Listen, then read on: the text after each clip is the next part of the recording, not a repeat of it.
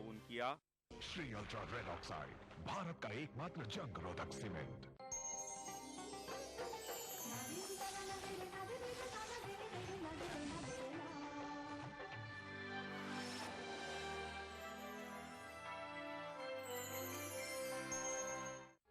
उभरते कश्मीर के अनछुए पहलू, नई सोचो फिक्र, मुनफरिद तहजीब और रिवायात जिनसे फूट पड़ते हैं कश्मीरियत के रंग। देखिए कश्मीर एक्सप्रेस पीर की रात 8 बजे और मंगल की शाम 6 बजे सिर्फ ईटीवी उर्दू पर। भागती दौड़ती जिंदगी में खबरों की कोई कमी नहीं, लेकिन हम आप तक पहुंचाते हैं सिर्फ वो खबरें जिसमें ना है कोई जानिबदारी, ना ही सनसनी। खबर जो हर दम आपको रखे बाखबर।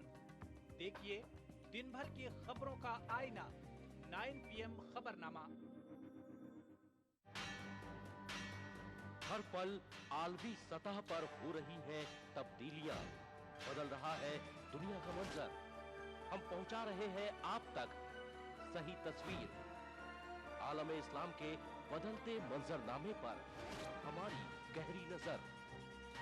दुनिया भर से चुनिंदा खबरों का गुलदस्ता, आलमी मंजर।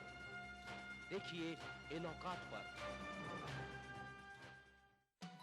दक्कन की हर छोटी बड़ी सरगर्मी पर हमारी नजर, लेकिन आप तक पहुंचाते हैं सिर्फ वो खबर जो करे आपको बेदार। सियासत के गलियारों से रोजमर्रा की जिंदगी दक्कन के गोशे गोशे से आप तक खबरें पहुंचाता दक्कननामा, रोजाना शाम 6:30 बजे ईटीवी उर्दू पर। अगला प्रोग्राम। इस प्रोग्राम को पेश करने में ताउन कर रहे हैं बंगर सीमेंट, सस्ता नहीं सबसे अच्छा।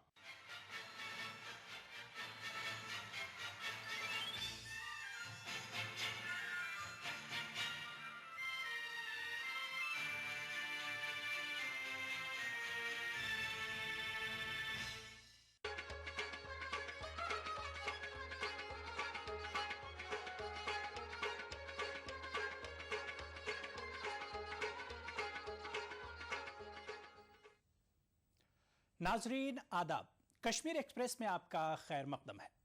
नाजरीन हम आपको बताते चलें कि आज कश्मीर एक्सप्रेस में जहां हम वादी में फूड सेफ्टी पर बात करेंगे, वहीं डल झील की लहरों के आगोश में अकबर जयपुरी की याद में हुई तकरीब पर एक नजर डालेंगे।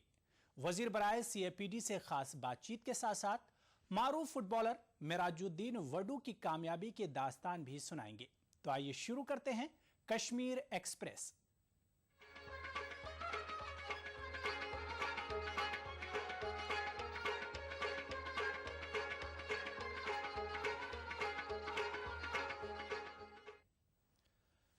नाज़रीन, जम्मू कश्मीर में नाकिस ग़िज़ाई अजनास की खरीदो फरोख्त पर रोक लगाना सरकार के लिए एक बड़ा चैलेंज बना हुआ है।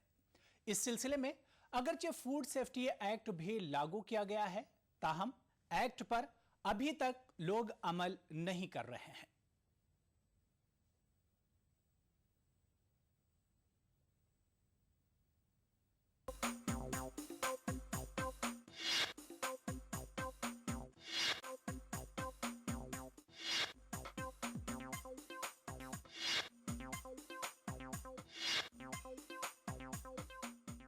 जहां एक तरफ लोग जदीदियत की तरफ तेजी से रवां दवां हैं, तो वहीं दूसरी तरफ पैसों की लालच की वजह से लोग इंसानी जानों की परवाह भी नहीं कर रहे हैं।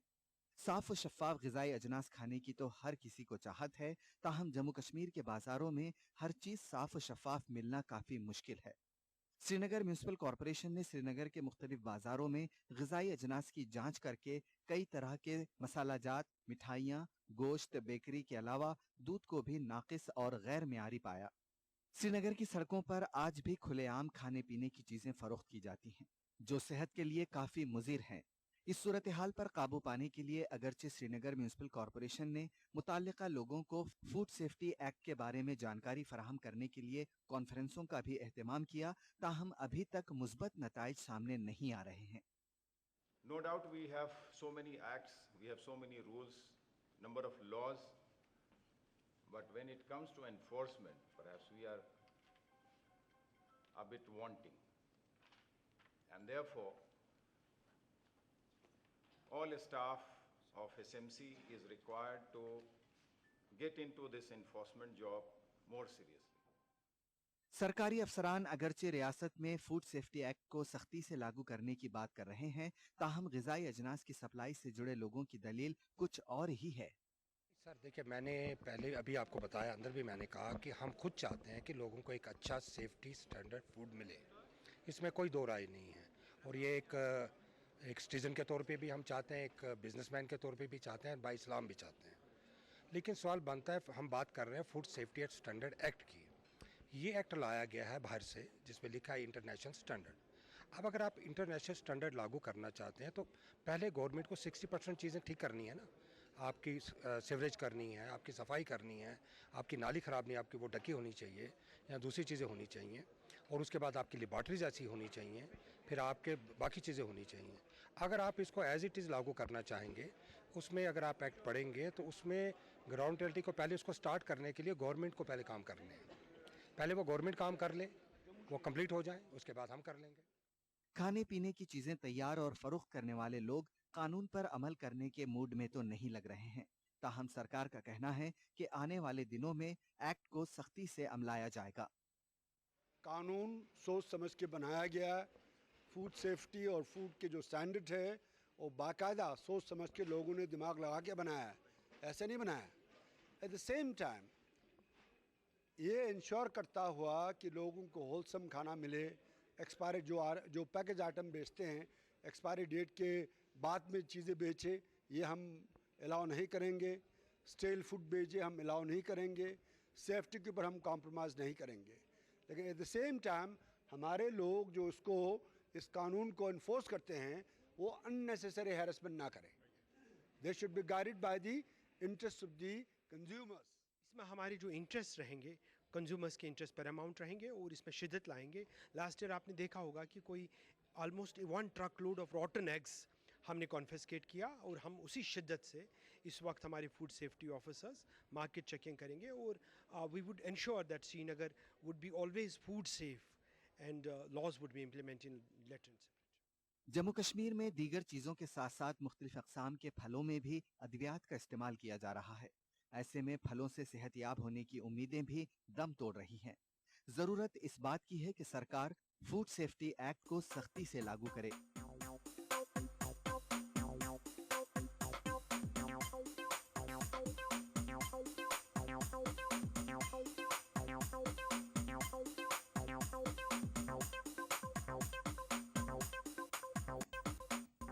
ईटीवी न्यूज़ नगर।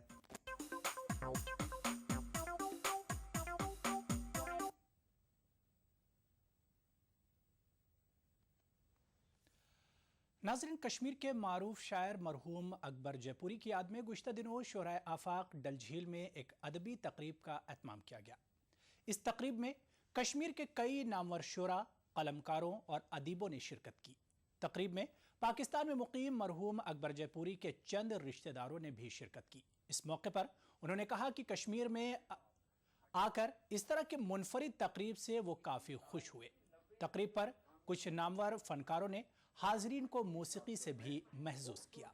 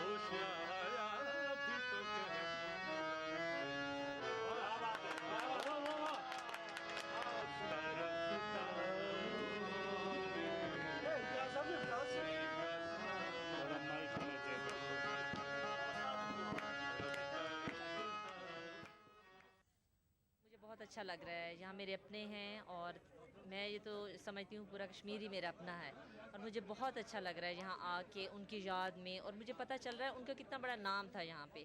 अदरवाइज़ हम पाकिस्तान में हैं, हमें इतनी फीलिंग्स नहीं थी उनके बारे में और नहीं पता था उनके इतना बड़ा नाम है यहाँ। तो मुझे तो बहुत खुशी हो रही है यहाँ आके, और अपनी फैमिली में, अपने ख़ानदान, अपने खूनी रिश्तों के दरमियान जिनको मैंने कभी नहीं देखा था, और इतनी खूबसूरत तकरीब, इसकी यादें मैं अपने साथ लेके जाऊँगी।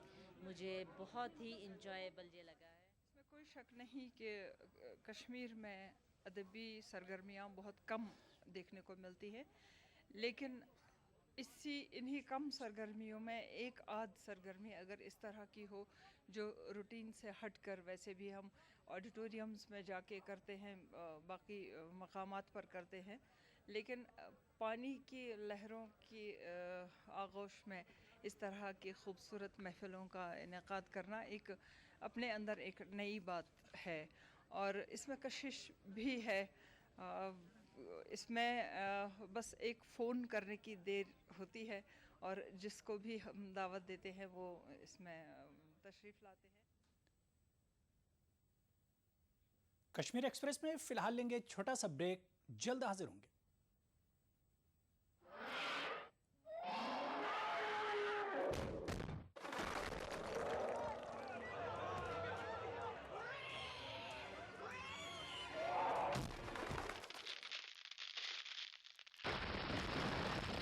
सीमेंट, सस्ता नहीं, सबसे अच्छा।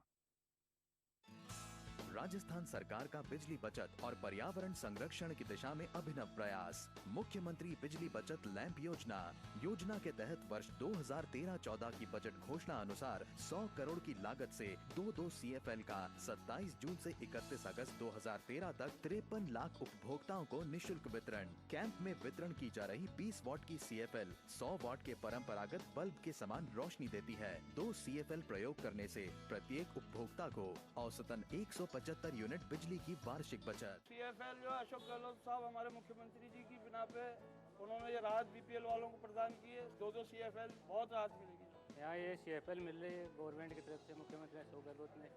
इससे बिजली बचत होगी, इसलिए किसान को भी फायदा है, बिजली उपभोक्ता को फायदा है, आम आदमी को फायदा है। ये सबसे बढ़िया स्कीम है। बचत बिजली की, संरक्षण पर्यावरण का। ऊर्जा विभाग राजस्थान सरकार द्वारा जनहित में प्रसारित।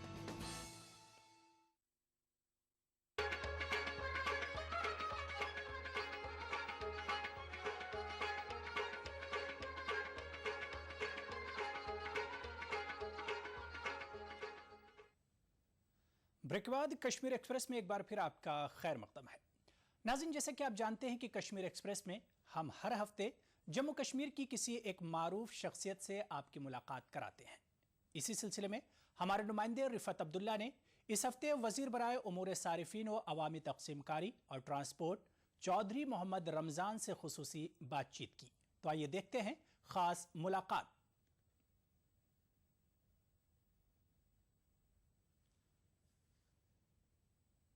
नाज़रीन, कश्मीर एक्सप्रेस के आज के शुमारे में आपका खैर मकदम है और आज जो हमारे साथ मेहमान हैं वो हैं consumer affairs and public distribution और ट्रांसपोर्ट के वज़ीर चौधरी मोहम्मद रमज़ान।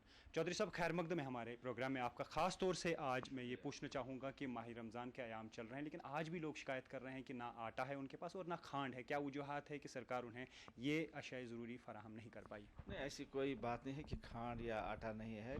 खांड हमें गवर्नमेंट ऑफ इंडिया से मिलता था थ्रू FCI। 22 मई को गवर्नमेंट ऑफ इंडिया की तरफ जो फूड मिनिस्टर है उनकी तरफ से एक आर्डर निकला। उन्होंने कहा कि हम सारे कंट्री को जो FCI खांड देती थी वो हम नहीं दे पाएंगे। अब हमने उसमें टेंडरिंग की है, उसमें अभी 22 तारीख को हमें टेंडर्स मिलेंगे और उसमें फिर भी कुछ टाइम, थोड़ा सा टाइम लगेगा उनको वो कॉन्ट्रैक्ट सेटलमेंट करने के। फिर वहाँ से हमें बाहर से जिस भी स्टेट से लाना होगा वहाँ से हम लाना शुरू करेंगे। अब जो हमारे पास जून के महीने में हमने खांड दिया, क्योंकि हमारे पास कुछ रिजर्व हमारा होता है, वो हमने जून के महीने में दिया। इस वक्त भी एफसीआई के पास थोड़ा खांड मौजूद है, हम उनको बहुत परस्यू कर रहे हैं। हमने वो बात भी गवर्नमेंट ऑफ इंडिया से की है, जो एफसीआई के गोदाम में जम्मू में खांड पड़ा हुआ है वो हमें दे दें, ताकि हम ये माह रमज़ान का महीना भी निकालें। और मुझे पूरी उम्मीद है इंशाल्लाह ताला हम इसमें हम कामयाब हो जाएंगे, और 1-2 दिन के अंदर अंदर हम यहाँ वादी में भी माह रमज़ान के महीने के तकद्दुस के सिलसिले में लोगों को खांड मुहैया करेंगे। चौधरी साहब, हमारी ये एक तरह से हम ये कि एक रूटीन बन गई है कश्मीर में कि चाहे गैस हासिल करनी हो, एलपीजी जो है, या राशन हासिल करनी हो, तो कतारों में रहना पड़ता है। ख़ास तौर से एलपीजी विंटर के जो है सरमा में ख़ास तौर से कतारों में रहना पड़ता है। लेकिन यहाँ पे सबसे बड़ी प्रॉब्लम ये है कि डिस्ट्रीब्यूशन का नेटवर्क बहुत ही कमज़ोर है। यहाँ एक ही एजेंसी 10-10 इलाके को सप्लाई करती है। अभी कुछ स्ट्रीमलाइन नहीं हो पा रहा है। ये आपने कहा था कि ब्लॉक लेवल पे गैस एजेंसीज दी जाएंगी, लेकिन ऐसा हुआ नहीं। ऐसा क्यों नहीं? मैं आपसे इसमें बारे में कहूँ, आपका ये जो कहना बिल्कुल सही है, लेकिन इन द पास्ट था। आप मुझे बताइए 31 मार्च के बाद क्या कहीं पर आपने कोई कतार देखी गैस लेने के लिए लोगों की? जहाँ पे डिस्ट्रीब्यूशन का नेटवर्क ज़्यादा है, जिन एजेंसीज का वहाँ पे कतारें अभी भी हैं। आप मेरी बात सुनिए, आपका जवाब नफ़ी में होगा। कहीं भी ऐसी बात नहीं है, क्योंकि वो लाइनें जो सुबह से शाम तक खड़ी होती थी और तब भी जाकर नहीं मिलता था, उन्हीं लोगों को फिर दोबारा दूसरे दिन भी आना पड़ता था, तीसरे दिन भी आना। सब जब से सब्सिडी ये जो है ख़त्म हुई, सिर्फ 9 सिलेंडर्स पे सब्सिडी है, तब से ये स्ट्रीमलाइन बहुत हद तक हुआ, लेकिन अभी भी जो पुरानी बात है वो वहीं है। मेरी बात सुनिए, ये बात नहीं है। जब सब्सिडी जो कैप उठाया गया, वो उससे पहले भी हुआ था, लेकिन तब भी लोग लाइनों में होते थे। लेकिन बेसिकली हमने एश्योर किया 31 मार्च जो चीफ मिनिस्टर साहब का एक कमिटमेंट थी, उसको हमने इम्प्लीमेंट किया इन लेटर एंड सेपरेट।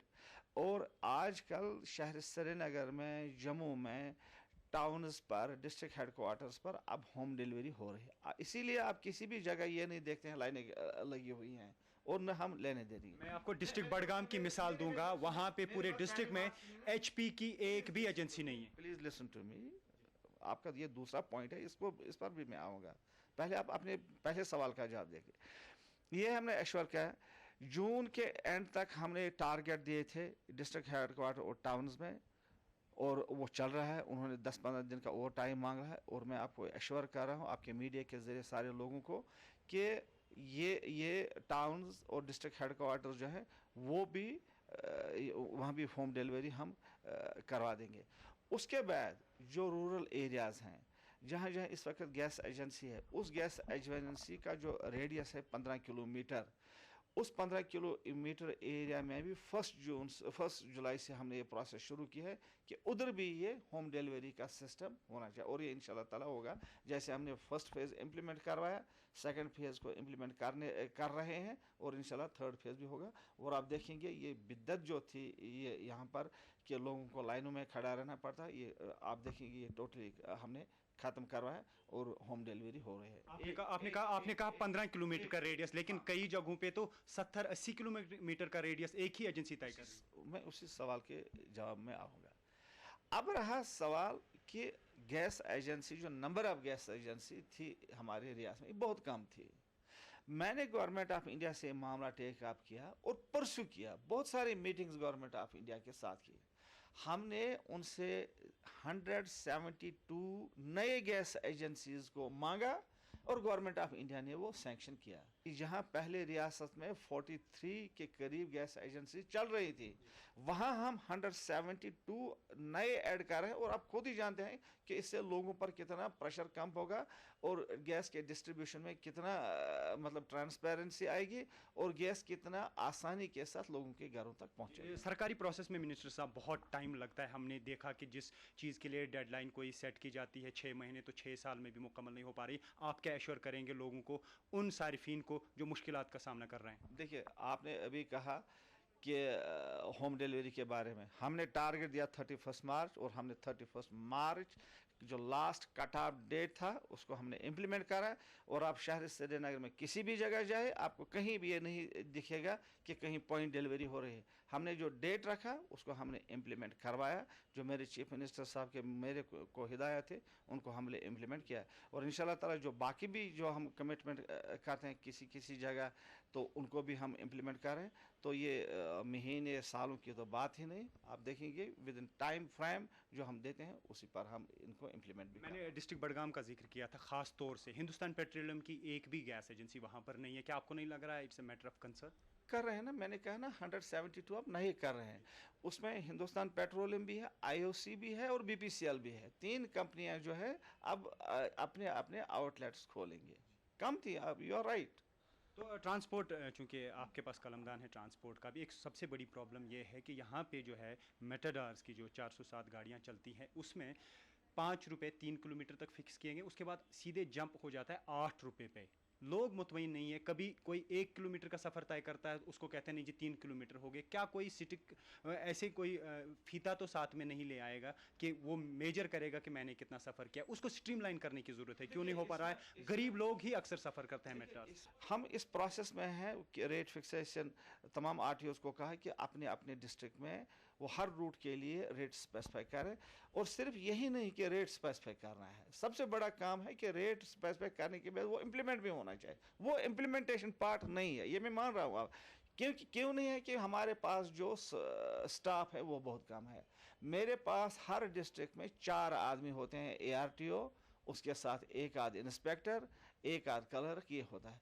अब हमने पुलिस डिपार्टमेंट के साथ हमने उनको कहा कि एक कोऑर्डिनेटेड एफर्ट होगी, पुलिस और हमारे ट्रांसपोर्ट, बल्कि हम ये भी करने जाए हैं कि हम कहीं कहीं जो सोसाइटी में अच्छे अच्छे लोग हैं, रिस्पेक्टेबल पीपल हैं, या पंच सरपंच हैं, या आप कहीं नंबरदार हैं, या कहीं प्रिंसिपल्स हैं, हमने सोचा है कि हम अपने एक्ट को थोड़ा अमेंड करें। हम उनको भी ये पावर्स दे देंगे कि वो भी अपने एरियाज़ में देखें कहीं ओवरलोडिंग तो नहीं हो रही हैं, कहीं पर रेट स्ट्रक्चर जो गवर्नमेंट फिक्स कर है उसको तो कहीं एनक्रोच मतलब वो तो कहीं पर बढ़ तो नहीं रहा है, या गाड़ियाँ उन रूट पर चल रही हैं जिनके लिए हमने उनको रूट पर बनाया। आप इंशाल्लाह ताला देखेंगे इसमें भी एक काफ़ी फ़र्क आएगा विद इन नेक्स्ट मंथ और सो। मेरा आखिरी सवाल ड्राइविंग लाइसेंस से मुतल्लिक है। इशू की जाती हैं ड्राइविंग लाइसेंस, लेकिन बहुत सारे लोग ये कहते हैं कि वहाँ पे बहुत करप्शन है, बहुत पैसा देना पड़ता है, और अगर कोई कहे कि मैं ट्राई दे के यहाँ पे लाइसेंस हासिल करूँगा तो उन्हें फ़ेल किया जाता है, और उसके बगैर करप्शन हर डिस्ट्रिक्ट में हो रहा है। आपका क्या कहना है? देखिए, मैं आपको बताऊँ, जो पब्लिक सर्विस गारंटी एक्ट जो एक चीफ मिनिस्टर साहब ने एक हमारे सामने लाया, उसमें ये चीज़ें दर्ज हैं। आप जब फार्म भरेंगे तो कितने दिनों के अंदर अंदर आपको लाइसेंस मिलेगी, आपको रिन्यू करना है कि कितने दिनों के अंदर अंदर आपको लाइसेंस।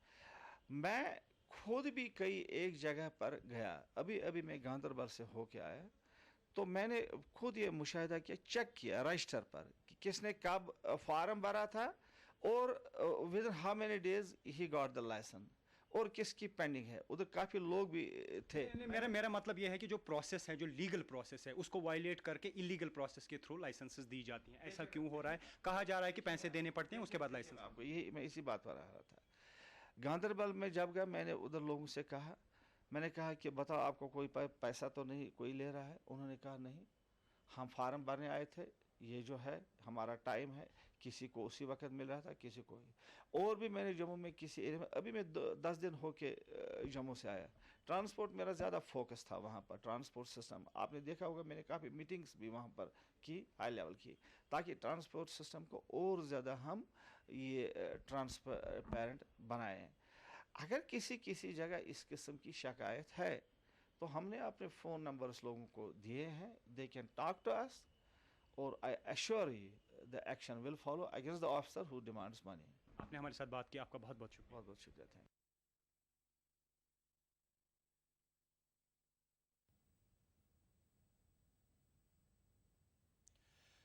तो नाज़रीन, ये थी हमारे नुमाइंदे रिफत अब्दुल्ला की रियासती वज़ीर चौधरी मोहम्मद रमज़ान से ख़ास बातचीत। यहाँ पर लेंगे एक और छोटा सा ब्रेक, जल्द हाजिर होंगे। राजस्थान सरकार के 4.5 साल बेमिसाल आवासन मंडल ने भी किया कमाल। राज्य भर में 25,000 से ज्यादा मकानों का कुशल इंजीनियरों की देखरेख में निर्माण कर हर वर्ग के साथ ही गरीबों को भी दी अपने घर की सौगात। मंडल की हर कॉलोनियां सभी मूलभूत सुविधाओं से युक्त, हरे भरे पेड़ों से आच्छादित और प्रदूषण मुक्त। मकानों की गुणवत्ता को जांचने के लिए हर जगह परीक्षण केंद्र, आवंटी की समस्याओं के निदान के लिए बनाया नागरिक सेवा केंद्र। आवासन मंडल का यही है सपना, हर व्यक्ति का आवास हो अपना।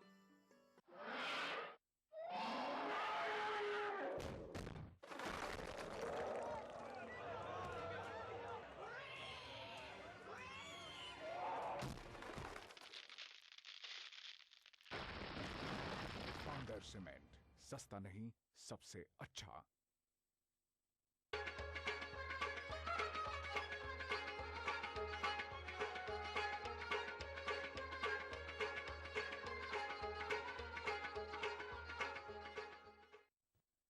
ब्रेक के बाद एक बार फिर आपका खैर मकदम है। नाज़रीन, इंसान में अगर कुछ कर गुजरने का जज्बा हो तो वो किसी भी शोबे में नाम कमा सकता है। खेलकूद के मैदान में जम्मू कश्मीर के बहुत ही कम खिलाड़ी आगे बढ़ पाए हैं, ताहम अब सूरत हाल बिल्कुल मुख्तलिफ है। इसकी मिसाल श्रीनगर के मारूफ फुटबॉलर मेराजुद्दीन वडू हैं। तो आइए नाज़रीन देखेंगे मेराजुद्दीन वडू की कामयाबी की दास्तान।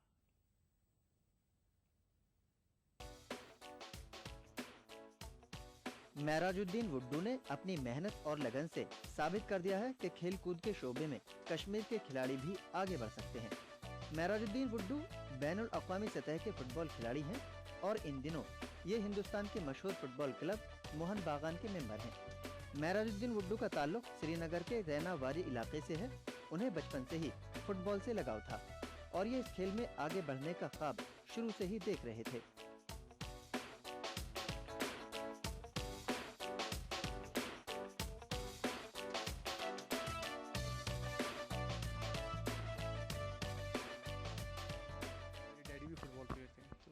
स्पोर्टी माहौल था मेरा और ग्राउंड भी जो था वो घर के बहुत करीब था और जितना भी टाइम होता था मैं फ़ुटबॉल के साथ स्पेंड करता था।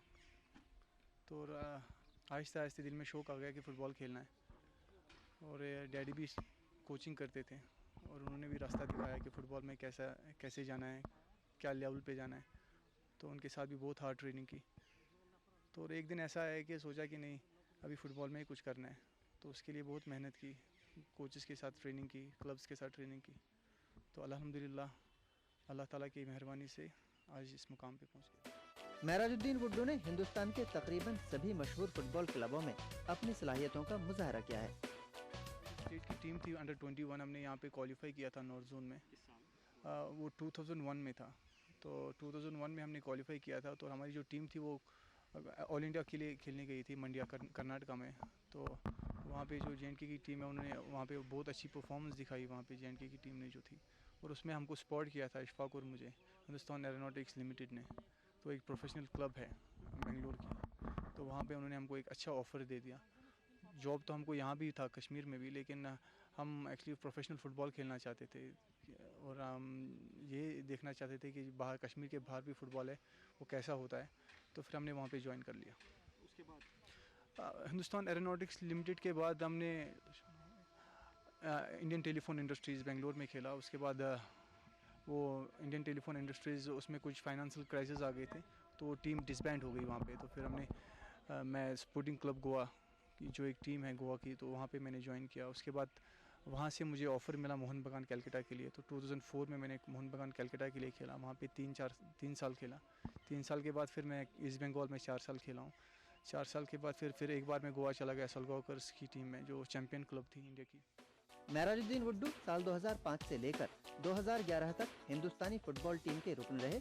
उन्होंने कई बार बैनुल अक़वामी सतह के फुटबॉल मुकाबलों में हिंदुस्तान की नुमाइंदगी की। फुटबॉलर का ड्रीम होता है कि वो अपनी कंट्री को रिप्रेजेंट करे। तो मेरा यही ड्रीम था कि मैं क्लब के लिए खेलूँ या कंट्री के लिए रिप्रेजेंट करूँ। और 2005 में मुझे ये ब्रेक मिला। मैं मोहन बागान के लिए खेलता था, तो वहाँ पे मुझे स्पॉट किया गया नेशनल टीम के लिए। और टीम को कराची जाना था, तो मेरा फर्स्ट इंटरनेशनल टूर था और वहाँ पे मैंने फाइनल में गोल भी किया था तो सैफ कप में। तो अल्हम्दुलिल्लाह उसके बाद 6 साल में कंटिन्यूसली नेशनल टीम में खेला। किस तरह का तजुर्बा रहा खासतौर से बाइचिंग जैसे? वेल बहुत ही अच्छा तजुर्बा रहा, बहुत ही अच्छी एक्सपीरियंस रही, क्योंकि जो टॉप लेवल है हमारी इंडियन फुटबॉल की, तो उसमें मैं खेला हूँ, तो बहुत ही अच्छा एक्सपीरियंस रहा। वो मुझे नहीं लगता था कि शायद मैं वो कश्मीर में कभी देख पाऊँगा जो मैंने नेशनल टीम में देखा है या बाहर के क्लबों में देखा है। महराजुद्दीन गुड्डू का मानना है कि कश्मीर में फुटबॉल के अच्छे खिलाड़ियों की कोई कमी नहीं है, ताहम सहूलियात की कमी होने की वजह से खिलाड़ियों को मुश्किलात का सामना करना पड़ रहा है। यहाँ पे मेन है जो फुटबॉल के लिए चाहिए वो ग्राउंड है, वो ग्राउंड की बहुत कमी है। फुटबॉलर ज़्यादा है लेकिन ग्राउंड कम है, और गवर्नमेंट यही करती है यहाँ पे अभी कि जो भी ग्राउंड है उनमें पार्क्स बनाती है या कुछ दूसरे चीज़ें वहाँ पे वो दूसरी चीज़ों से उनको मसरूफ़ करती है। लेकिन मेरी ये गुजारिश है गवर्नमेंट से, जो हमारे यहाँ पे जो नेचुरल ग्राउंड्स है तो उनको कम से कम वही ग्राउंड, अगर वो उनको मेंटेन भी नहीं कर सकते हैं तो कम से कम उनको ख़राब भी ना करें, ताकि जो हमारी लोकल टैलेंटेड बॉयज़ है वो कम से कम वहाँ पे अपना फुटबॉल चालू रख सकें। महराजुद्दीन गुड्डू